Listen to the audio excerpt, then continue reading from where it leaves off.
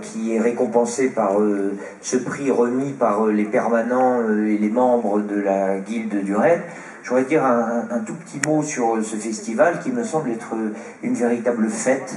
comme notre ami l'a rappelé tout à l'heure. L'aventure est une fête, et en ces temps de morosité, c'est tout de même assez merveilleux de se rendre compte que des gens peuvent se réunir dans la célébration de l'action, de l'audace, de l'envie de voir le monde, du goût d'aller vers les autres, alors que c'est vrai que le brouhaha actuel,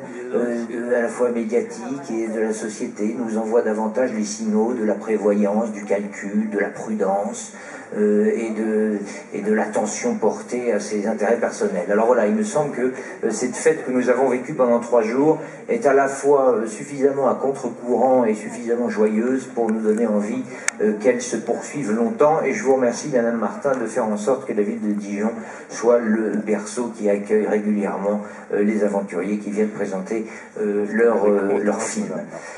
Ensuite, avant de révéler le nom de l'aventurier de l'année, je voudrais adresser un salut à quelqu'un qui se cache dans cette salle, qui est rarement sur la scène parce que c'est pas le genre de la maison, et qui est le président d'honneur de la Guilde, et qui est probablement l'une des plus jeunes personnes que je connaisse. En tout cas quelqu'un qui incarne l'esprit de jeunesse. Il a 93 ans et il s'appelle Pierre Fiot, et il s'est illustré dans la résistance française, puis ensuite sur des terrains tels que l'Indochine, l'Algérie,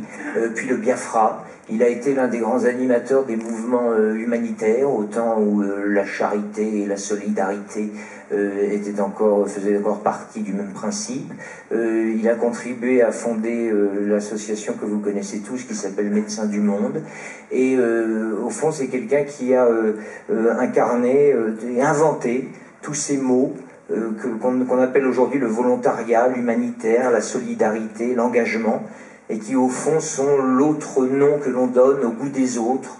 au don de soi, et à l'envie de conduire son existence selon un principe qui, me semble-t-il, a été beaucoup célébré par les aventuriers au cours de ces 3 jours, et qui est un principe selon lequel il faut conduire son existence en essayant de ne pas nuire et de ne pas subir. Et il me semble que Pierre Fiot, que je vous demande d'applaudir, a toute sa vie conduit son existence sous cette bannière.